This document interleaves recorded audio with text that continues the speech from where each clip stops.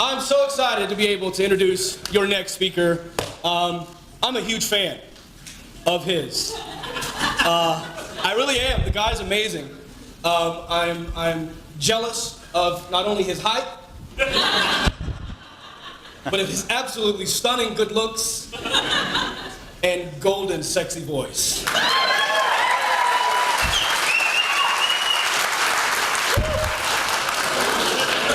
I just want to go ahead and say before he has to, he is not known as the Thinking Atheist. He hosts a podcast called The Thinking Atheist. Ladies and gentlemen, my friend, Seth Andrews.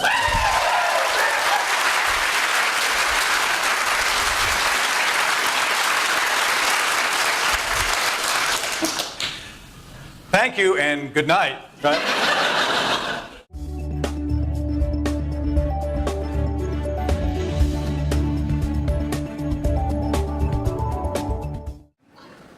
I did radio for a lot of years, and on both sides of the dial, folks, I remember when I would, and you know this feeling, when you hear a song for the first time, and it's really interesting, right? You hear it for the first time, and you say, hey, that's catchy, different. I really enjoy that. I'd listen to it again. And then the radio station plays the song day after day after week until the biggest hits become the biggest shits.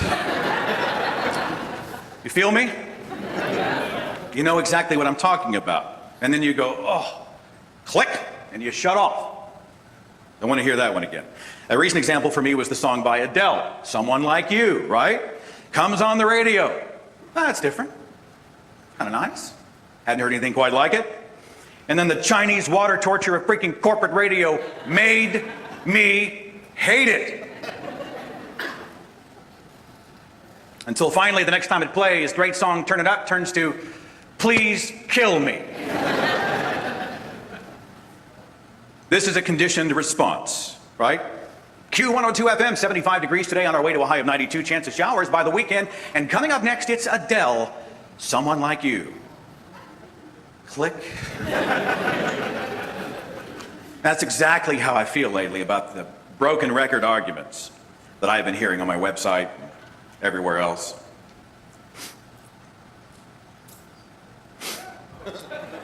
They were interesting the first few dozen times, but they've been played to death, right? They weren't all that great to begin with. Anybody realize lately, do you feel extra cognizant of the types of things you are hearing over and over and over again that have long been debunked? Q102 FM, 71 degrees today, on our way to a high of 92, chance of showers by the weekend. And coming up next, it's Ken Ham, My Granddaddy Wasn't No Monkey. Click. Followed by evolution. It's just a theory. The God of the gaps. It takes more faith to be an atheist. Teach the controversy. You were never a true Christian to begin with. You took it out of context. I had a personal experience with Jesus. I was on the deathbed. I was lying there on the gurney, and I floated up above my body, and I heard exactly what the doctors were saying, and I know what the nurses in the hallway were saying, and no one else could have told me what they said. And when I came back to my body, I remembered every single thing word for word, and you can't tell me it didn't happen. Anybody heard a story like that? What do you do with it? Okay. You're better safe than sorry. Pascal's ways, there's little Blaze for you. How did something come from nothing? The eye is too complex to have evolved. Scientist X believes in God, and here's a copy of his book. I suggest you read it. The Bible tells me so. All belief systems deserve respect. America was founded as a Christian nation. Hey, they found Noah's Ark. Again. Hey, there are no atheists in foxholes. If it's not true, how come it's been around for thousands and thousands of years? Ignore the Old Testament, read the New Testament. Where do you get your morals from? With a special bonus track, Hitler.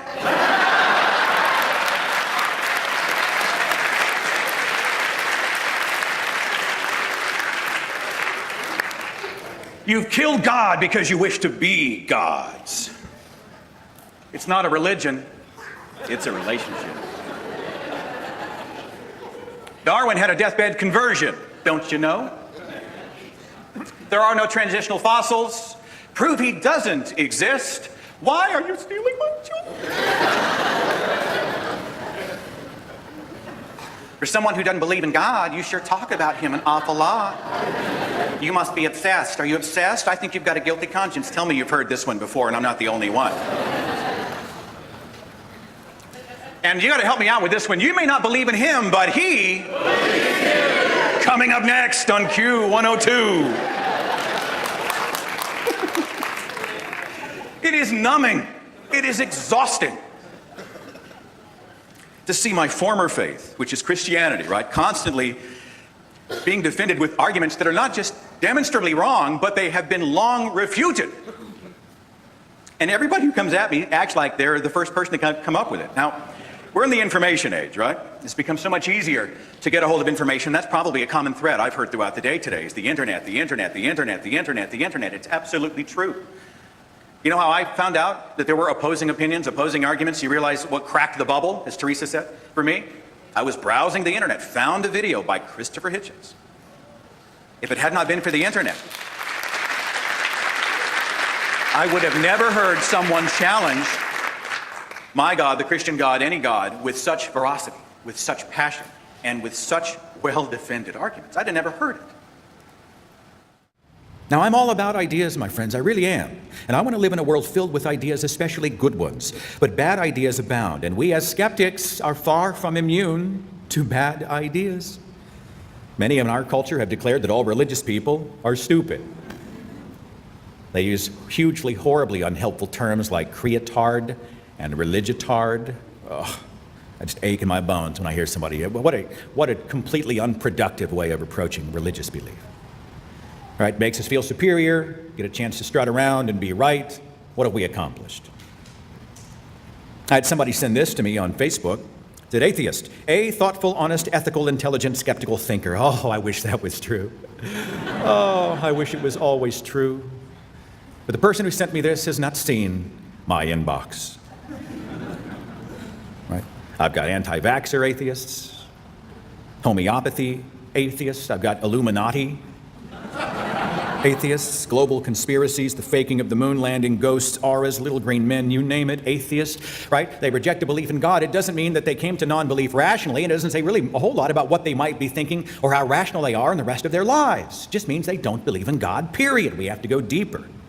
There's a phenomenon called Spinoza's conjecture, named after the 17th century Dutch philosopher Benedict Spinoza, that says it's actually harder to reject ideas than to accept them, right? The mere comprehension is sort of step one. It entails the tacit acceptance of it being true. We understand it, so it's easier to sort of set in stone. And then analyzing and vetting and potentially rejecting it, well, that's a whole other step. It's harder to be a skeptic. Tired, repetitive, unoriginal, old, hackneyed arguments. They're like the old, original, unoriginal songs we used to hear on the radio, day after day, hour after hour, week after week, until we beg them, please, would you just play something else? Please. But all right, just for a second. And I realize we're in a room full of skeptics, but you and I are going to speak for this occasion, just rhetorically, to the religious who have come to us and play this particular playlist one more time. Dear Christian, it does not take more faith to be an atheist, because an evidence-based approach to living does not regard intuition, assumption, gut feelings, goosebumps, hairs on the back of your neck, dreams, visions, premonitions, voices, or wish thinking to be a credible method for determining what is true. There is no context of Scripture in which stories about talking donkeys, 900-year-old humans, curses, levitation, flying chariots of fire, floating zoos, demon pigs, and supermen who gain strength from the length of their hair are anything but ridiculous. No context could possibly justify Yahweh's endorsement of slavery, torture, infanticide, kidnapping, rape, and human sacrifice. If you take a fire insurance position, the Pascal's wager position, and say you want to believe in God just in case, think about what you just said. You either don't really believe and you don't think God can tell the difference, which makes him clueless and not at all omniscient. The eye has clearly evolved, and the various stages of evolved eyes can be observed even from today. From the earliest stages featuring photosensitive cells to the pinhole eye of the nautilus to the complex eye of the krill, Charles Darwin himself spent pages discussing how the eye could evolve. There are two terrific short videos that help to explain this, again, to lay people like ourselves who don't really operate on the higher tiers of scientific education. We simply are learning as best we can in our own language. And there's a couple of videos I really, really like. Sir David Attenborough's got one called The Evolution of the Eye, and the same name of one from Richard Dawkins. I think he actually did one in the 70s and did an update of it 3 decades later. If you think there are no atheists in foxholes, you must not know the story of one of the most famous in history, American history.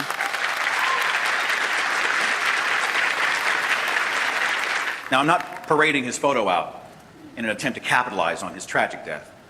I'll tell you, I get emails and podcast calls from people who are stationed across the planet in military services well outside of those of the United States even, who serve their nations proudly and who are absolute atheists. For the record, the New Testament does not invalidate the Old Testament, it affirms it. Do not think I've come to abolish the law of the prophets. I've not come to abolish, but to fulfill them. That's Jesus Christ speaking.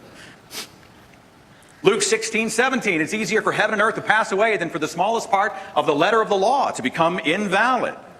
Besides, if the Old Testament is no longer relevant, and the Bible is God's instruction book for living, right? Why doesn't he update the damn thing and release Bible 2.0? And yet, God's instructions to us is the world's greatest game of Where's Waldo? Please, theists and Christians, please stop using the word theory in an intellectually dishonest way. Anybody else sick of this? It's just a theory. Scientific theories are not merely wild tales randomly plucked from the ass. They are scientifically accepted general principles supported by evidence and observed facts. The Oxford English Dictionary defines a theory in this context as a scheme or system of ideas or statements held as an explanation or account of a group of facts or phenomena, a hypothesis that has been confirmed or established by observation or experiment and is propounded or accepted as accounting for the known facts. A statement of what are held to be the general laws, principles, or causes of something known or observed. For your information, all belief systems do not deserve respect. Please.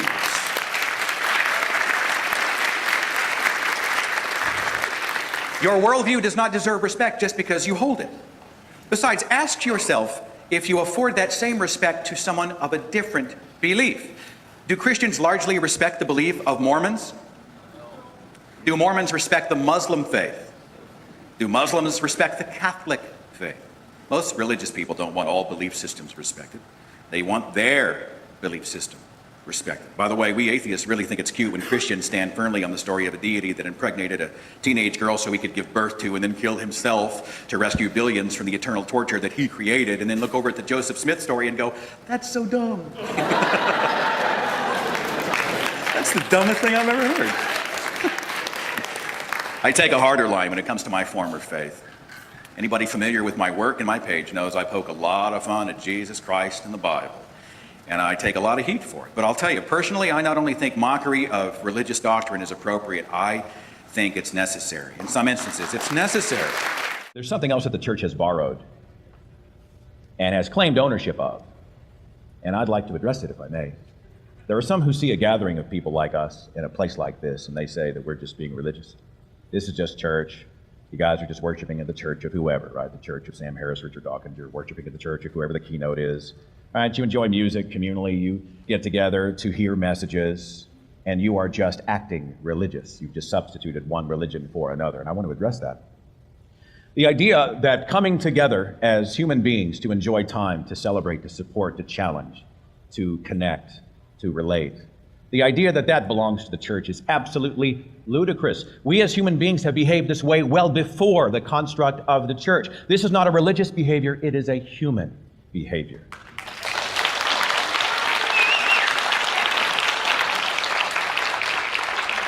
Why wouldn't we get together? Why wouldn't we want to hang out? Why wouldn't we want to spend time? Why wouldn't we want to handshake and hug and laugh and cry and do all the things that people do? And why are we surrendering ground to a church that says that they own the things that human beings do naturally and did well before the invention of the church? This is who we are. This is what we do. We are humanity. We are human beings. And I think it's time for us to stop apologizing. And you can call it whatever you want. You can call it assembly. You can call it a convention. You can call it a tour stop. You can call it a party, whatever. Now, there may be some people who are more effective or better or happier doing it by themselves. But I'm convinced that on the big stage, in the big picture, we're better together. We one person throwing a pebble against the castle wall, or we could be an army of hundreds and thousands, united together against these damaging ideas that are out there, that are infecting our society, our history books, our government, our children's minds. We're better together. And honestly, our lives are better when we interact and connect together. The church doesn't get to borrow the idea of community and say it owns it. It actually has to answer for the fact that it's claiming ownership of something that we do anyway. And the truth is, folks, I spend a lot of my time in a studio with a single microphone. You know, and a few times a year I have the honor to be able to come out and actually have conversations and connect and hug and laugh, and I'll be riding this wave for a month. Man, I'll be riding this wave all the way back to town and then some. Because if you'll take the romantic connotation out of it, you complete me.